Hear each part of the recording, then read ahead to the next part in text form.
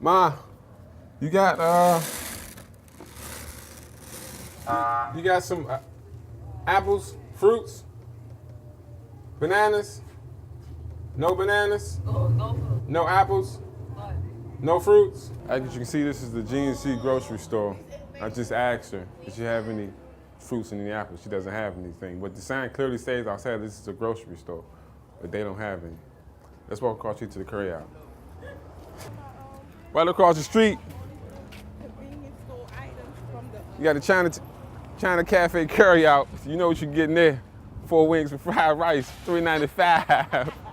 All day, every day. Let's stop at A1 Grocery right quick and see if they got some fresh fruits and vegetables in here. I'm gonna walk in here and see if they got any fresh fruits and vegetables.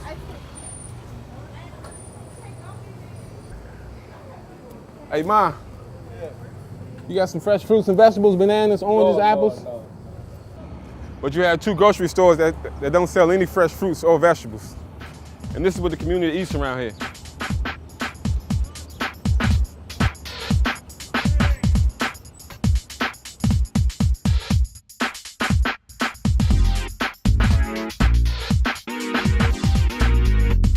How can I expect you to eat healthy if you live in a place that doesn't have a grocery store? You don't have access to healthy foods. When I was a child, we had all kinds of fruit trees throughout the city.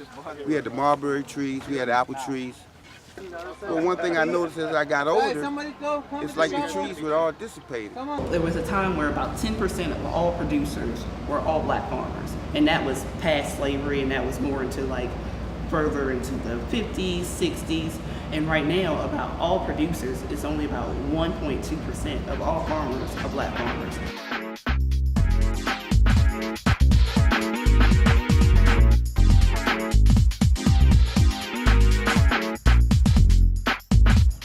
About 70% of our population is either overweight or obese, and that's extremely high. And then it's higher if you look in blacks, and then it's higher if you look at black women.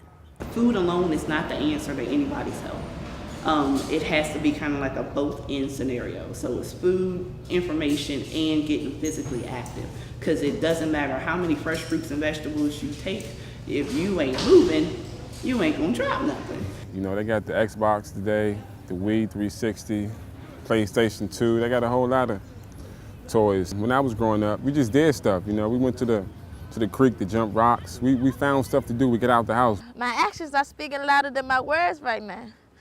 I'm chilling, enjoying the nice air. It feels good. I'm stress-free. Stress is one of those things. People that are stressed, what do you usually do when you're stressed? Usually eat, or you do something that's not very good for you. So maybe it's a cigarette, maybe it's a couple of them Still Reserves we was walking up here. You know, maybe it's yelling and mistreating the people that you live with. The climate in the park controls your destiny. It either will make you happy or it's gonna make you sad. It's my health, my sense of mind, my sense of being, my direction, where I wanna go, what I wanna do.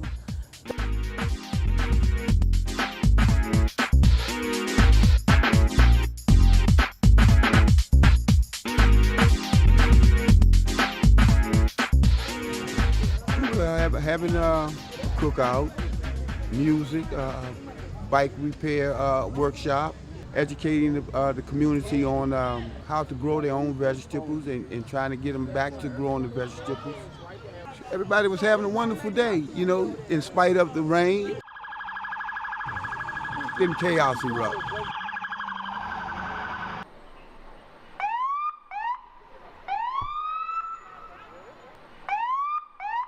Some young guy in Young girl had a squabble. The young lady pulled out a knife. Hopefully the young guy will be all right. Crazy lady said her name was, and then she took off into the woods after she stabbed the boy in his chest. That was crazy. How do you think mental health relates to green? Or being outside, more or less.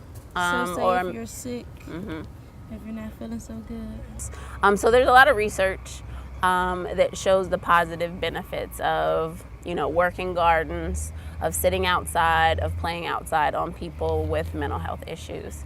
I'm not as familiar with some of the more,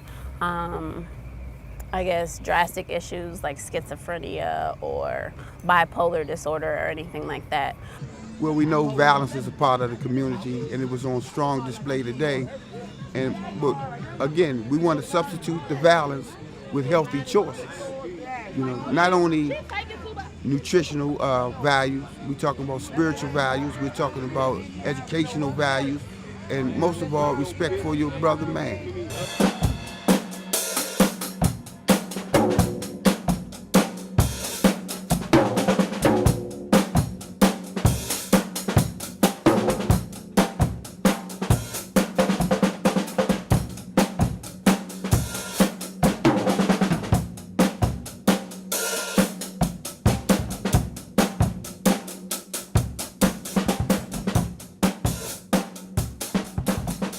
Cool thing, or the most significant change about this park, is that now it's becoming a destination spot. So it's not something I just run through to get to the bus or I run through to get home, but people actually stop and kind of hang out.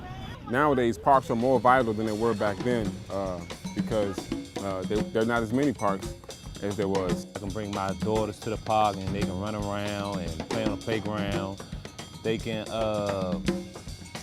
a lot of things in the park, exercise, relieve stress. Like we have a park across the street. We can grow our own vegetables and fruits, and we can sell it out the Barnett Center. There used to be a time when people was growing their crops instead of going to stores and buying their crops. So it's showing how things go in a cycle, like how new things used to be old things.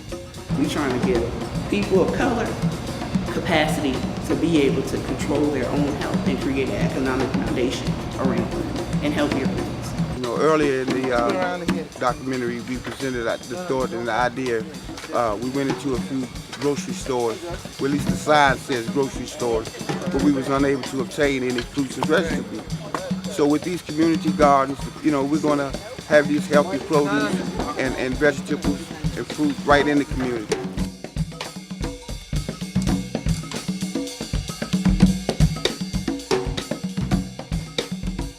Well, son, I'll tell you, life for me ain't been no crystal stair. It had tacks in it, and splinters, and boards torn up, and places with no carpet on the floor, bare. But all the time, I've been climbing on, and reaching lanes, and turning corners, and sometimes going in the dark where there ain't been no light. So boy, don't you turn back. Don't you sit down on the steps, 'cause you find it kinda hard. Don't fall now, for I's still going, honey. I's still a climbing. And life for me ain't been no crystal stair.